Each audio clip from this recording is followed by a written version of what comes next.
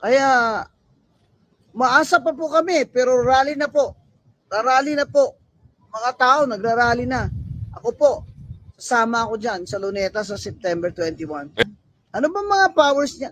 At number 2, hindi dapat absuelto ni BBM si Romualdez. Pag ang pangalan niya ay nasasambit sa mga apidabit, kailangan kasama siya sa iniimbestigahan ng komisyon na yan. Tunay mo na may pagbabago pa sa ating bansa. Kasi pag hindi mo nagawa yan, hindi ko mapapangako na yung mga susunod na kilusan ay sabihin nating mapayat. Ano ko yan? Nahaharap na naman tayo sa isang hamon para patuloy na manawagan para sa pagkakaisa ng bansa at mamamayan upang labanan ang kahirapan tungo sa kasaganahan at kapayapaan. At nang sa gayon, masanda tayo at kakayanin nating harapin ang iba pang mga suliraning panglipunan. Hinihikayat ko ang lahat ng mga kasapi sa pangunguna ng mga nasa pamunuan na patuloy nating pagtibayin ang ating hanay at huwag tayong maumay na manawagan na magkaisa, mag-organisa at kumilos sa abot ng ating makakaya. Yes. Good morning mga kasama. Nandito naman tayo, si Kuya Goods nagbabalik. At syempre, kung hindi ka pa nakasubscribe sa ating channel, pa-subscribe na lang po at hit mo na yung bell para update ka sa ating mga video. Naku po, ito na. Nakikitaan na ho ng nakikitaan na ho ng mga kasama. Nakikitaan na ho parang kapit-bisig na. Oo, kasi meron tayong nakita, may mga nagsasalita na at si Gringo Nasan may mensahe. Oo, ano meron dito? Baka panawagan, ano? Ano sa tansya niyo mga kasama? Panawagan kaya ito? Ha? At yan ang aalamin natin. Ha? Pero bago yan, oo. Siyempre, like nyo muna yung video, share mo na rin, ha? Oo, tsaka bagong, matapos ikanta ni Barsaga, oo, at Guanzon, oo, Romualdez patatalsikin. Oo, abangan natin yan, ha? Oo, maya-maya, ngayon, sino-sino ba itong mga bumoboses? Marami na akong bumoboses. At ang katunayan, sa 21 ng September, wala ng kulay. Wala ng kulay eh. Yung iba gusto nila walang kulay eh. Yung iba naman kinukulayan. Pero sa tansya nyo, ano kaya sa palagay nyo? Silipin natin kung ano yung pahayag dito at malalaman natin mga kasama kung ano talaga ang kulay at kung ano talaga ang gusto nila. Oo, kasi parang hindi nababanggit yung pangalan ng pinsan eh, di ba? Oo, hindi nababanggit yung pangalan ng pinsan eh. At lagi lang sinasabi, sisibakin si Saldi ko. Wow! Sinibak nyo na matagal na si Saldi ko, di ba? Oh. Kaya nga ayaw lumutang ng mama, baka magkabulgaran. Naku. Ano kaya yun? Pasok natin to. Matapos magkaturuan ng mga mambabatas na di umano'y sangkot sa maanumalyang flood control project, kudeta para patalsikin si House Speaker Martin Romualdez, tila naglalabasan na. Ayun na. Ito ang breaking news ngayong araw ng September 11, 2025. Isang gabi matapos isiwalat ni Cavite 4th District Representative Kiko Barzaga ang mga komosyon sa loob ng House of Representatives kung saan inakusahan pa raw siya na ito ang pasimuno sa mga panawagang bitawan na ni Martin Romualdez ang pagiging leader ng Kongreso. Mariin itong itinanggi ng mambabatas from Cavite, ngunit hindi niya rin itinanggi sa publiko na mayroong mga kongresistang tila gustong paimbestigahan si Martin Romualdez tungkol sa mga maanumalyang flood control project. Ayon mismo kay Barzaga, totoo naman raw na kung may dapat imbestigahan sa mga mambabatas, unahin dapat ang Speaker of the House. Yun, tama. Kasi simula nung naging sticker yan, nagka-windang-windang na ho. Yung dating unit team na magandang pinagsamahan, nawala. Hindi natin malaman bakit siya ang nanghingibabaw. Siya ang sinasamba ng mga congressman. Hindi natin malaman. Bakit ano ang papel nito sa buhay ng mga 'Di ba? Isipin niyo, ikaw presidente ka ng bansa, parang takot ka dito sa mamang ito. Bakit? Anong problema? Ano yung kinatatakot kaya nito? Sa palagay niyo? Meron kaya itong lihim na dapat mabunyag? May lihim kaya ito? Ito kaya yung meron kaya yung sinasabi yung matandang, Marcos na 'pag dumating ang panahon, yung hindi ko anak 'yan. Dahil ang anak ko ay napanood niyo ba yung video na yun? 'Di ba? Parang lumabas yun, naging trending yun, eh. Pagdating ng panahon at may nabalitaan kayo na may anak akong ganito, hindi ko anak 'yan. Dahil hindi naman raw gagalaw ang ilan sa mga tauhan nito hanggat walang kumpas ng kanilang pinuno. Ayon pa mismo sa Gen Z congressman, hindi raw pwedeng pabayaan na lamang ng mga kapwa niya kongresista ang talamak na nangyayari sa Kongreso patungkol sa tila pinagtatakpang anomalya kung saan sangkot at tuluyang pinangalanan sina House Speaker Martin Romualdez at ang kanyang Committee on Appropriations Chairperson, Elizalde Co. Ayon pa mismo sa ilang developing report, oras na magkaroon ng kudita sa loob ng House of Representatives, tila maugong ang pangalan ni Navota's Representative Toby Tiangco na di mo rin papalit raw kay Martin Romualdez. Ayun na. Kung maugong man, kung magkaroon ng kudita sa Congress, hindi lang sa Congress magkakaroon. Kasi, bakit mo nasabi yung Kuya Goods? Ito, may nakikita kasi tayo. Nasa labas na ho yung iba. Nagsasalita na.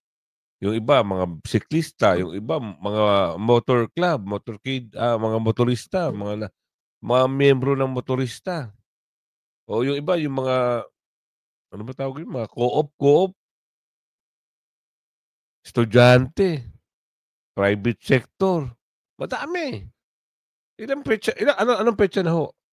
14 ba? 15? 6 days to go. 6 days to go, magkakaalaman. 'Di ba? Kaya, parang takot na sila. May balita nga daw, sinibak daw si Ko, eh. Totoo kaya yun? Palagay nyo, matagal na ho yung sinibak. At itong investigasyon ni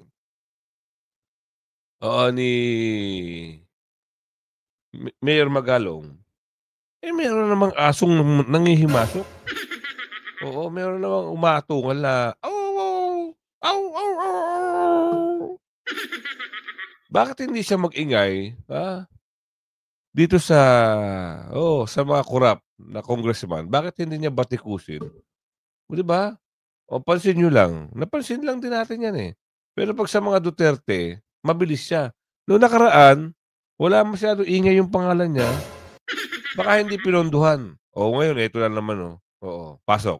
Kikita-kita na raw ang mga miyembro ng Independent Commission na mag-iimbestiga sa mga anomalya sa gobyerno. Kabilang dyan si Mayor Benjamin Magalong na protektor daw ng kaalyado ng mga Duterte ayon kay Antonio Trillanes IV. Nasa frontline ng balitang yan si Rainiel Pawi. Matapos pangalanan kahapon ng palasyo ang 2 sa 3 miyembro ng Independent Commission for Infrastructure o ICI ni Pangulong Bongbong Marcos, agad na rin sisimulan ang investigasyon sa maanumalyang flood control projects. The Commission will begin its work immediately. Ang pinaka-timeline dito ay mas maagaran o mas mabilis ang pagtatrabaho. At mas mainam po matapos po ito sa loob lamang ng ilang buwan.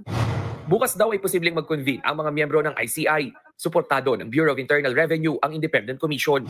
Makikipagtulungan daw sila rito para habulin ang mga nagnanais na gamitin ng pera ng bayan para sa sariling kasakiman. Maging ang lokal na pamahalaan ng Quezon City, tiwala ring mapapanagot ng komisyon ang mga nasa likod ng mga palpak na proyekto. Si Baguio City Mayor Benjamin Magalong ang tatayong special advisor ng ICI. Pero hindi lahat kumbinsido. Si dating Senador Antonio Trillanes tahas ang kinwestiyon ang papel ng alkalde. Anya, protektor at kaalyado ng mga Duterte si Magalong.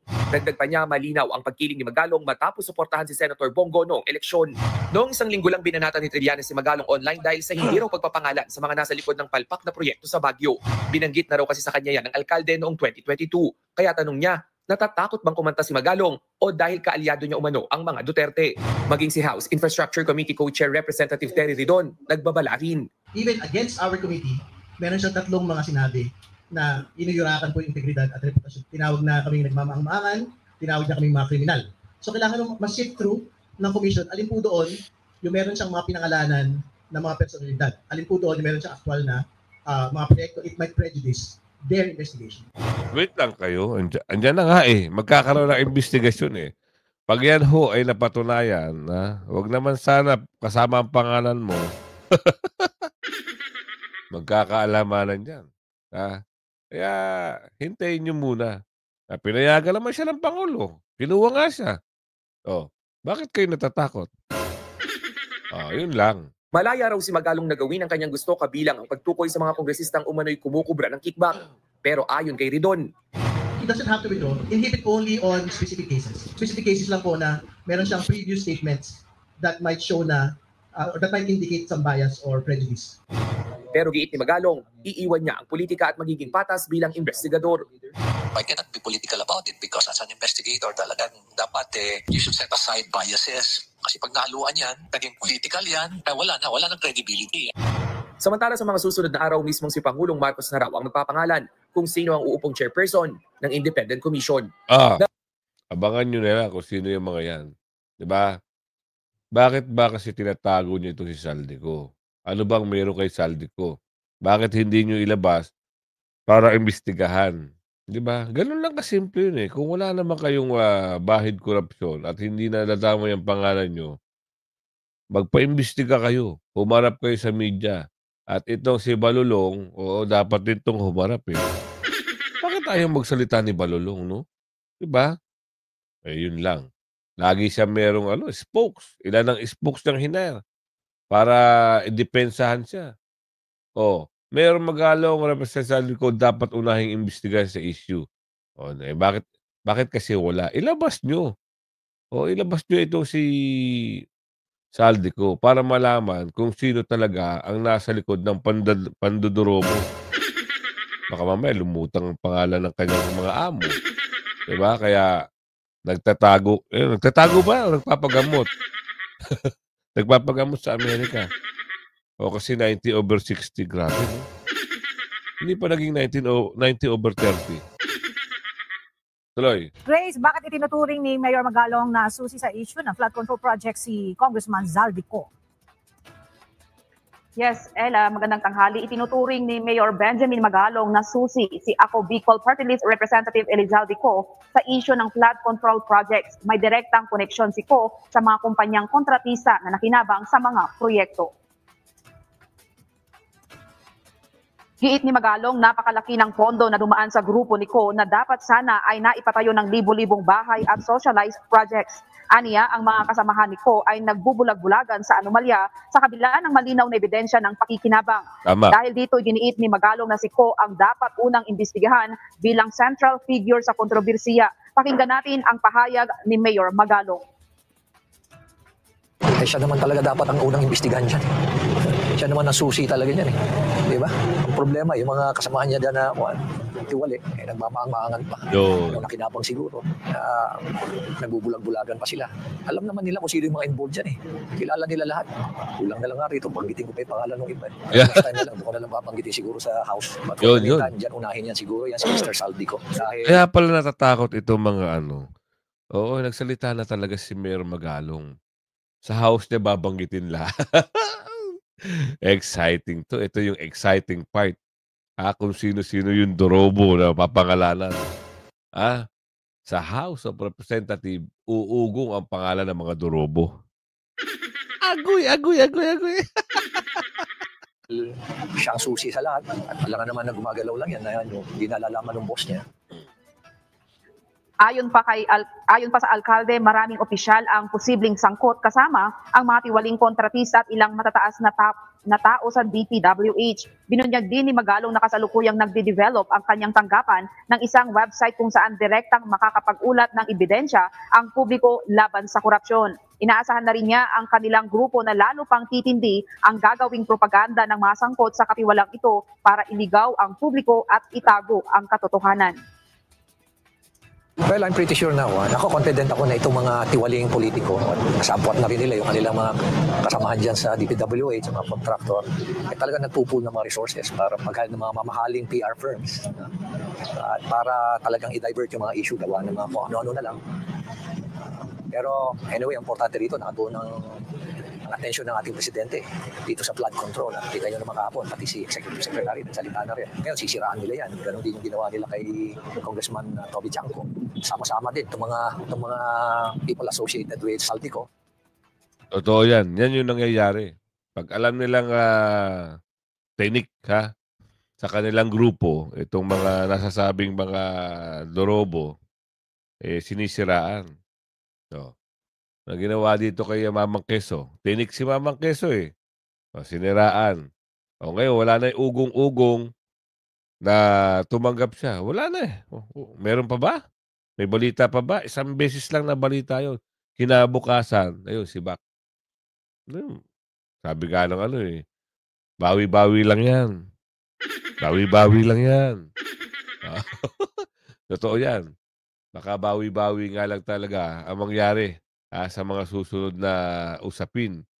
Kaya itong si Atty. Guanzon, may babanggitin din dito. Yari ka ngayon. Balulong. Birahe. Magandang araw. Maganda naman po yung ginagawa ni BBM na investigation commission na mag-iimbestiga ng mga flood control projects. Flood control lang muna. At maganda yung mga napili niya, former justices Perlas Bernabe at former Justice Antonio Carpio. Ang tanong po, nasaan ang executive order ng committee o commission na yan? Kasi para naman matingnan ng mga tao, masuri natin kung yan ba, may pangil ba yung commission na yan? Kasi po sa Indonesia, sana yun ang model niya. Umiram po siya ng yung mga papeles dun po, dokumento tungkol sa Commission Against Corruption ng Indonesia na naging successful naman. Pero ang pangalawa pong mungkahin natin ay wala pong sacred cow. Kung nami-mention ang pangalan ni Romualdez, dapat kasama siya sa investigasyon. Tama. Kasama siya. Hindi po ba? Kasi lahat naman po ng insertion ng flood control o kahit hindi insertion ng mga congressman ay may blessing si Romualdez. Kaso si BBM, hindi pa nga nakasimula, naabsuelto dyan. Ang hirap naman po nun. Parang ampaw na, moro-moro pa. Kung ako, justice, sigurado, titingnan niya ng mga justices dyan. Nasaan ang executive order? May pangil ba yan? Ano yung mga powers namin? Hindi naman basta-basta pagagamit dyan. Si Justice Carpio. Para sa politika? Hindi. Para na po sa bayan ito. Pag nasama po sa mga affidavit ng pangalan ni Romualdez, isama po siya sa investigasyon. Wala pong sacred cow. Kahit pinsan nyo siya, BBM. Kaya dito po nagsimula ang lahat Hindi naman po nangyari itong mga corruption na ito na looting ng ating national coffers kung hindi siya ang naging speaker. Tama. Abay, malala pa po ito ng panahon ni President Ferdinand Marcos. Malala. Kasi ngayon, yung mismong mga congressman na siyang gumagawa ng budget natin ay siyang mismong nasasambit na may mga kickback. Hindi lang sa flood control, kundi sa iba pang infrastructure projects. Kaya maasa pa po kami, pero rally na po. Rally na po. Mga tao, nagrarally na. Ako po, sasama ako dyan sa Luneta sa September 21. Gusto ko rin sana sumama dyan si EDSA sa 13 kaya lang po. Alanganin po na nasa labas po ako ng Maynila ngayon. Kaya good po tayo dyan sa investigation commission na mga justices ang sabi nila ay magiging member dyan. Pero gusto natin makita yung executive order, may pangil ba yan? Ano ba mga powers niyan?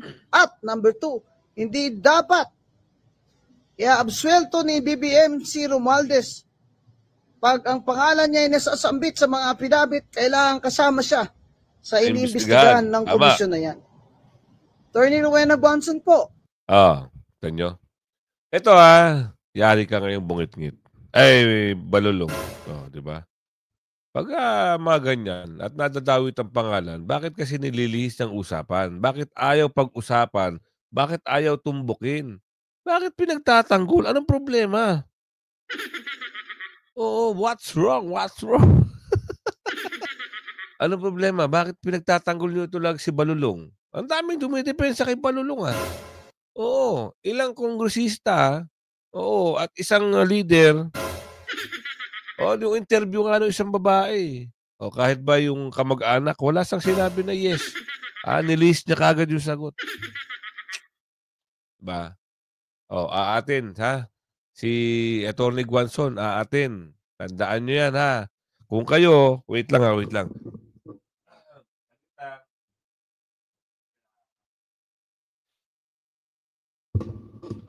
Oo. Aatin, at kayo ay, ano ba nangyari na naman dito? Wait,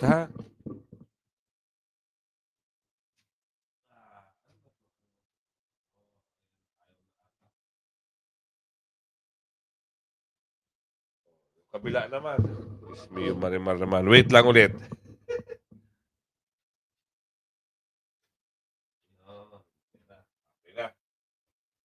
Ayos na. Minsan kasi, nagkakaroon ng error. Ito kayo, sa 21, kayo naman magdi-design yan. Yan ay hindi na kasi simpleng usapin Kaya sabi ko sa inyo, may bumuboses na. At meron na ring lumalabas, hindi lang isang grupo, 2 grupo, private sector, iba't ibang mga samahan. Katunayan, ito ang mama, ipasok natin. Marcos, bilang isang spectator lang, bilang isang tao lang, please lang, huwag ka na sumunod sa yapak ng tatay mo po. Paganda may Pilipinas, ipatunay mo na ang Marcos pagbabago. Kaya ipatunay mo na may pagbabago pa sa ating bansa. Kasi pag hindi mo nagawa yan, hindi ko mapapangako na yung mga susunod na kilusan ay sabihin nating mapayapa. Ito nyo? Sabihin daw na mapayapa. Hindi niya may papangako. Sa susunod na mga paglabas, hindi mapayapa. Actually, palaisipan nga Ito yung panawagan na magdala ka ng mask mo. Palaisipan. Kung ikaw ay magaling, alam mo yung ibig sabihin nun. Diba? Isang malaking palaisipan para saan? Bakit ka magdadala ng mask? Ano meron? Yun ang tanong. At ito si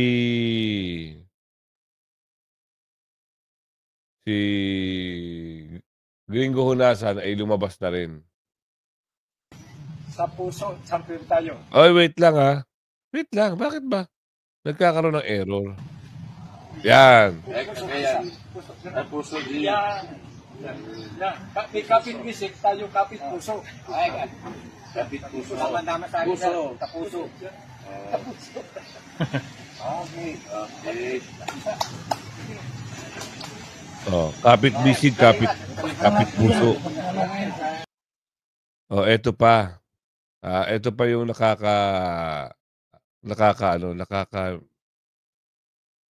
isang mapapaisip ka.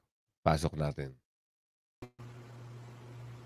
Sa lahat ng mga sis at mga bro sa Philippine Guardians Brotherhood Incorporated, sa inyong lahat, ngayong ika-25 founding anniversary natin, magandang umaga sa inyong lahat. 10 ng inyong mga mahal sa buhay. Ang ating PGBI ay bunga ng unification ng iba't ibang grupo ng mga guardians. Ayon na rin sa advokasya nitong pagkaisahin ang ating bansa at lipunan.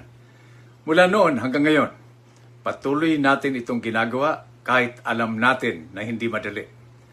Sa kasalukuyan, nahaharap na naman tayo sa isang hamon para patuloy na manawagan para sa pagkakaisa ng bansa at mamamayan upang labanan ang kahirapan tungo sa kasaganahan at kapayapaan. At nang sa gayon, mas handa tayo at kakayanin nating harapin ang iba pang mga suliraning panglipunan, pati na ang banta sa soberanya ng ating bansa. Sa gitna ng makulimlim na panahon ng sitwasyong pampolitika at pang-ekonomiya, hindi lang ngayon, kundi lagi nang bumabalot sa ating bansa, hinihikayat ko ang lahat ng mga kasapi sa pangunguna ng mga nasa pamunuan na patuloy nating pagtibayin ang ating hanay at huwag tayong maumay na manawagan na magkaisa, mag-organisa at kumilos sa abot ng ating makakaya. Manawagan tayo ng pagkakaisa sa lahat ng mga nakaraang namuno, sa mga kasalukuyang namumuno at sa mga naghahangad ng mga pansarili at pangpartido politikal na interes sa interes ng mamamayang bayan. Manawagan at mag-organisa din tayo sa hanay mamamayan upang kumilos para sa pagkakaisa at kapayapaan at iluklok ang mga pamunuang lokal at sa nasyonal, ang mga tunay na magtataguyod ng pagsugpo ng kahirapan para sa tunay na pagbabago. Muli mga kapatid, humayo tayo at manawagan na magkaisa, mag-organisa at kumilos para sa bayan at mamamayan. Mabuhay kayo, mabuhay ang Philippine Guardians Brotherhood Incorporated. Mabuhay ang sambayanang Pilipino. Nagets nyo mga kasama? Yan ang leader noon na nagkaroon ng mga kaganapan. Ngayon may panawagan na ulit. Sabi ko sa inyo yung September 21, mauulit yung nangyari noon. Sino ang namuno noon? Ito si Senator Gringo. Ngayon, ito na naman po. Hindi, sabi ko nga sa inyo, hindi na ordinaryo yung mga lumalabas na tao. Merong mga private sector, mga teacher, mga estudyante, mga nag-oopisina. Kaya ngayon nagkaroon ng naka-red, actually naka-ano na tayo naka-red alert ba yun? Oo. Kasi yung isa nating kaibigan nag-post yung mga nagulat tayo yung mga mga tawag doon, mga tangke-tangke hinanda na po. Ha? Hinanda na? Oo, nagulat ako Teka lang. Gusto ko sanang hanapin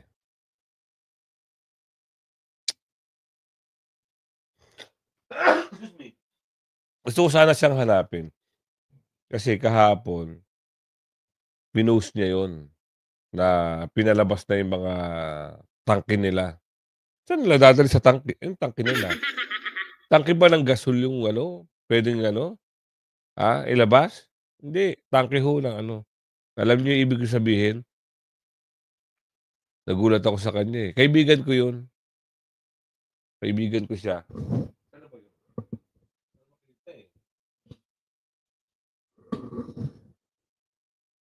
Hindi ko siya masyado mahanap na. Hinahanap ko O ano naman to? Eto. Takot na ito Takot din siya mapalitan Hinahanap ko wait lang kukudita. Takot pala ito. Takot mapalitan. Itong si mamang puti ang buhok. Meron pa kayong nalalaman na ito pasok natin to. Ano meron ngayon dito? Narito at panoorin ang full video online kung saan isiniwalat mismo ni Cavite 4th District Representative Kiko Barzaga kung saan kinalampag ang Kongreso na dapat raw unahin sa investigasyon ang House Speaker na si Martin Romualdez. Former COA and COMELEC Commissioner, veteran lawyer, Attorney Rowena Guanzon, isiniwalat kung ano ang tila baho ni Zaldico at Martin Romualdez. Speaker, pinagre-resign na sa kanyang posisyon. Nako, yan na. Narito't panoorin ang full video. Yes, I resigned from the NEP in the House Majority, mostly due to internal party conflicts kasi halos implicated na to remove Speaker Romualdez, which I think... Kung ako sa kanya dito, kay mag-resign na nga talaga. Kasi mainit na ulo ng tao eh.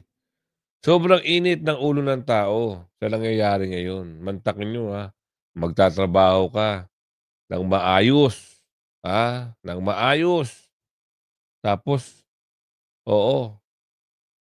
obligado ka pa magbayad ng tax mo. Siyempre, ikaw sa liit ng sinasahod mo, parang ayaw mo na ang bawasan, di ba? Ngayon, nanakawin ng mga dorobo.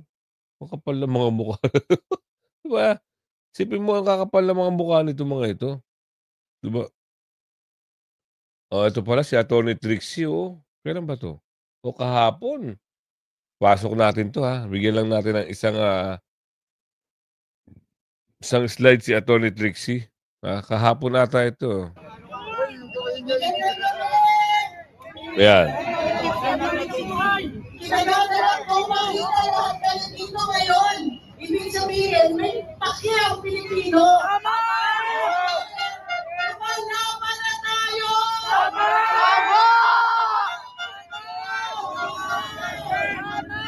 Hindi lang korupsyon!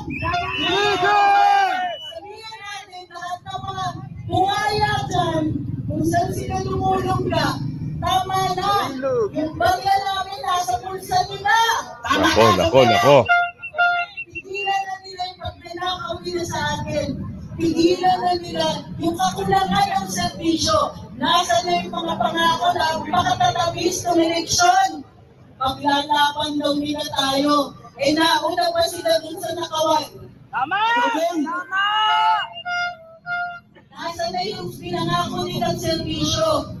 At naaalala nyo ba, 2024? Sorry. 2024. Anong ginawa nila sa budget? 800 bilyon ang pinamigay nila sa ayuda. 1.3 billion. 1.3 billion na daw po. Grabe. Salamat. Ano si Mamalot ko? 1.3 billion daw ang naubos para sa pamimigay nila sa ayuda. 1.3 billion yun na hindi naging serbisyo. 1.3 million na hindi ginamit para sa flood control. 1.3 million na hindi nagamit para sa healthcare. Tama! 1.3 million na hindi ginamit sa pagtatanggol sa ordinaryong mamamayan. Sorry. 1.3 trillion, hindi nila binigay bilang pagtatanggol, serbisyo, o kahit man lang para masagot. Grabe ang pagnanakaw! Kita nyo? EDSA Shrine. At hindi lang yan. Marami pa. Sa ibang bansa, sa Amerika, meron din pagtitipon-tipon. Kaya, lagi lang kayo tututok mga kasama, Alamin natin, reaksyonan natin. At siyempre, yung informative na mga balita, mabibigay natin sa inyo. Hanggang sa muli, lagi share. Bye-bye!